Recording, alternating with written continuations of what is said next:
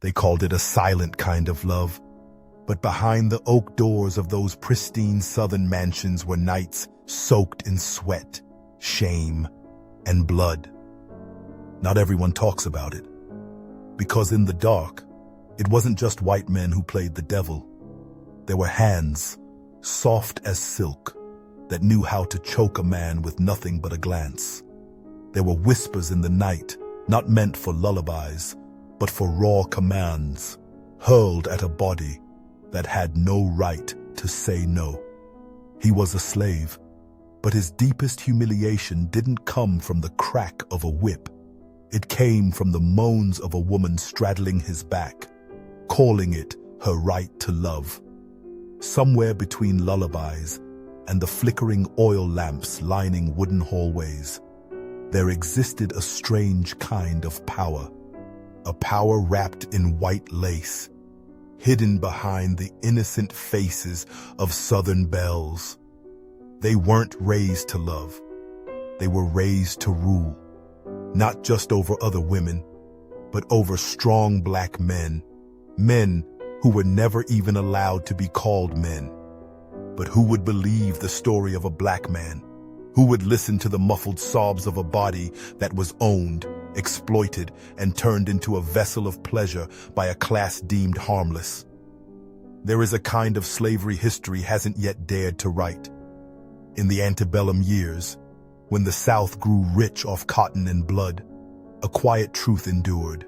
White women, seen as symbols of purity, used their very bodies as weapons to preserve the cruel order of master and servant, race and gender.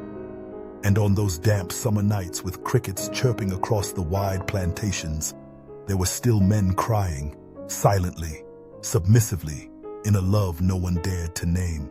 She was just barely learning to say mama, the word still stuck in her nose, but in her tiny, baby-soft hand was another hand, rough, dark-skinned, and trembling with fear. The boy was maybe 15, a slave, handed to the baby like a living toy. "She's the firstborn," her mother said, stroking the girl's golden hair. "She ought to have her own." They laughed. The man lowered his head, and the little girl reached out, touched his cheek, as if she were testing the softness of a stuffed doll. She grew up surrounded by her father's laughter, the snap of whips hitting walls, and her mother's lessons. How to give orders without raising your voice. How to make someone cry without ever laying a hand on them. How to make a black man call you miss, even before you've had your first period. At 12, she held the whip herself. Elijah, the slave, had dropped a water jug while working the garden. She lashed him. Blood sprayed from his back like morning mist. She stumbled backward, pale, but her mother only smiled. "Don't let blood scare you," she said. "It's the only thing they understand." That night she couldn't sleep. Elijah lay in the slave quarters at the edge of the fields, but in her dreams, his eyes stared straight through her. Not angry, not hurt, just empty. And that was the first time she tasted a kind of power no one had to give her permission to use. Southern summer stretched on like a fever. Each night was a wet shirt clinging to your back, a chorus of cicadas screaming in your ears, and a black man standing still on the steps of the big house, waiting for a door to open. Elijah had grown tall, broad shoulders, a back like the trunk of an old oak. Every step he took carried weight, the scent of sweat and labor, the quiet bearing of a man, and that made her unable to look away. Her husband had been gone a week. "Political meeting in Charleston," she told the neighbors, but they all knew. During those absences, her bedroom light burned deep into the night, and Elijah was called in, first to bring water, then to adjust the window, then to stay. He never dared meet her eyes, but she looked at him with the hunger of someone craving power beneath a skin of porcelain white.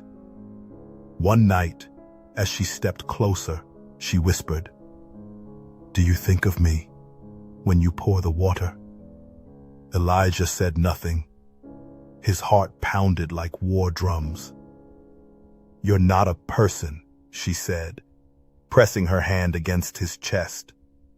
"So you don't have the right to say no." And every night after that was another form of rape. Not through brute force, but through status, through law, through threat, and the slow crushing of a man's pride. What if Elijah resisted? One scream, just one, and the whole plantation would come running. They'd string him up from the oak in the yard before sunrise, because who would believe a white woman could rape? So he stayed silent. And each time his body sank into her pristine white sheets, another piece of his soul quietly died. Some fathers leave behind land. Some leave behind houses, or gold, or jewels. Elijah had none of that. All he could pass on was how to survive, without showing that you're dying on the inside. Elijah wasn't a weak man. He had lived through 2 masters, 3 seasons of hunger, and countless nights being called upstairs. To the woman with lavender-scented hands and a heart colder than iron. He once believed the pain would stop if he just endured long enough. But then Isaiah was born, and he understood. Pain doesn't stop. It just changes shape, changes names, and gets passed down. Isaiah was the first child on the plantation born with eyes that were too bright. Everyone said so. Bright and full of life. Even before he could speak clearly, he looked people straight in the eye, not with defiance, but with innocent curiosity. And that's what terrified Elijah.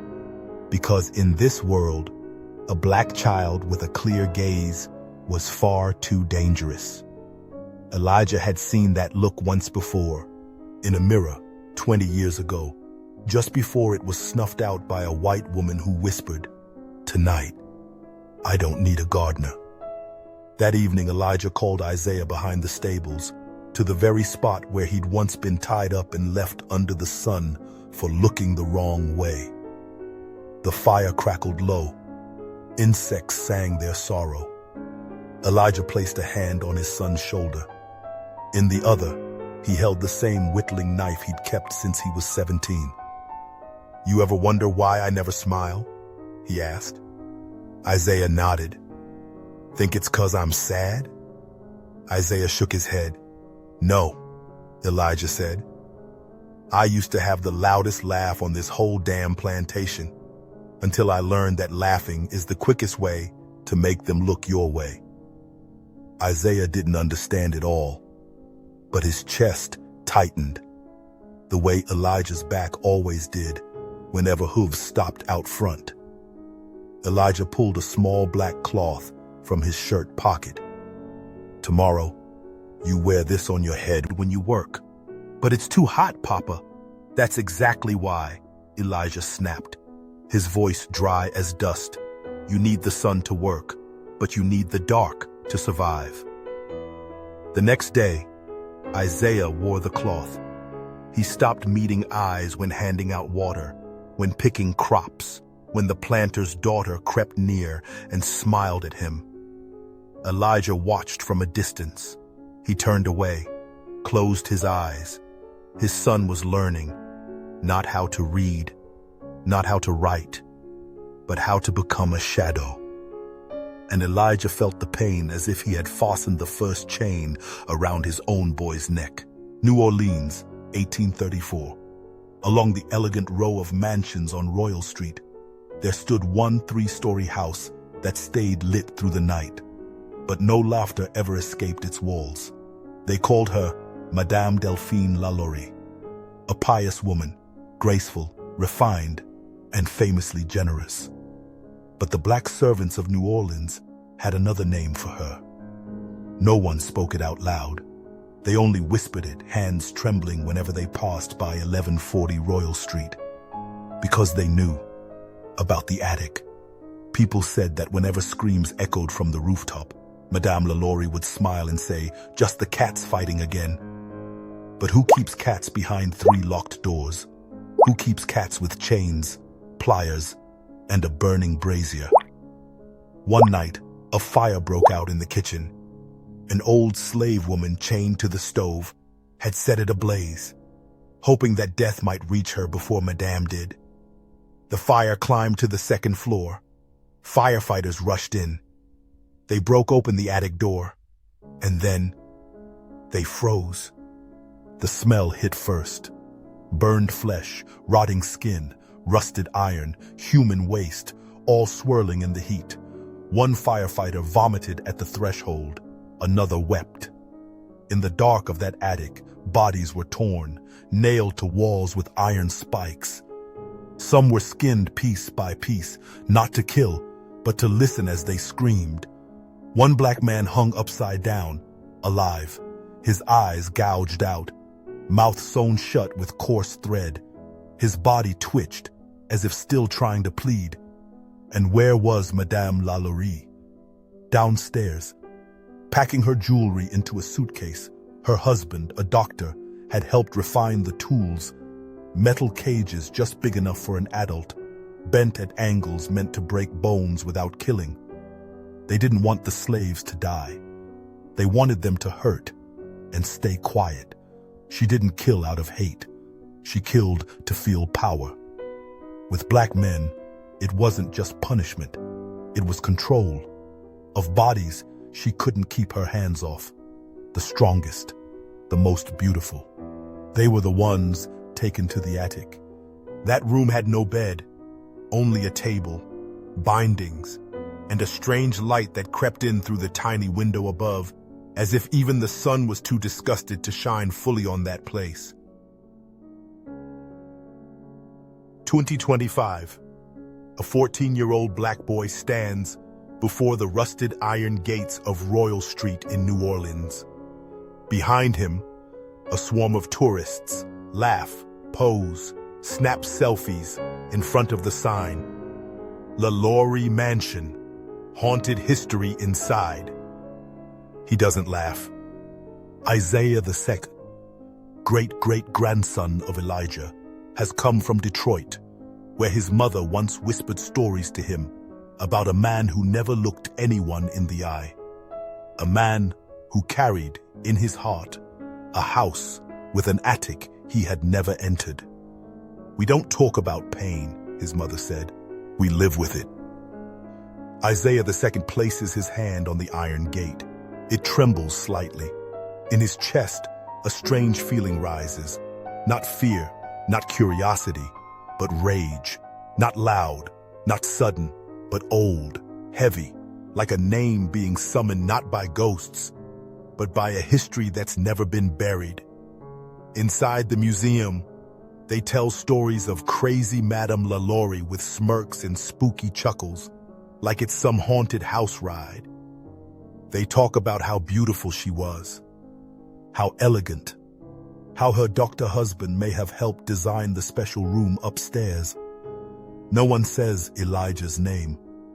No one speaks of the black men skinned alive, their mouths sewn shut, turned into decor for a woman in white lace and a hunger for control.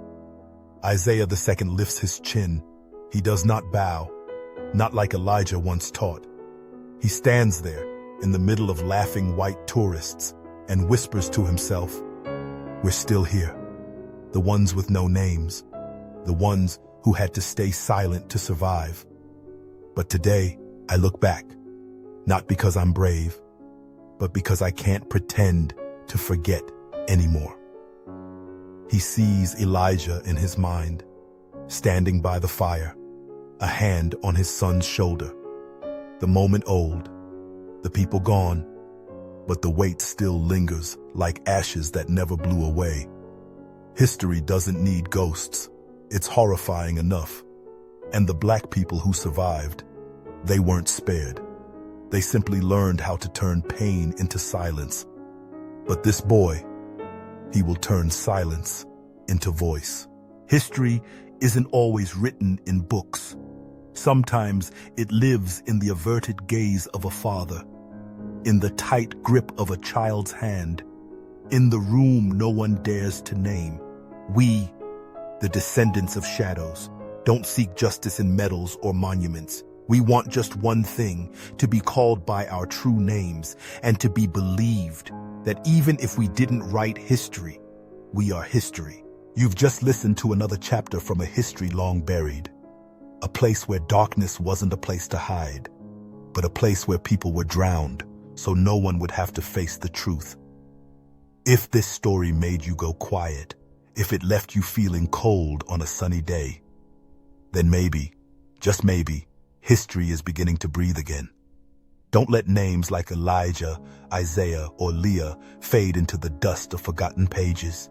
Speak their names, remember them, because every time we tell their story, they live again. Leave a comment below, a thought, a question, a feeling. Your words are not just reactions, they are testimony, living witnesses to a past that still bleeds. If you believe this story deserves to be heard, click like and share it with someone who needs to hear a truth that's hard to swallow, but necessary to heal. Subscribe to Tales of Black, where we tell the stories they never taught us in school, in our own voice. See you in the next chapter.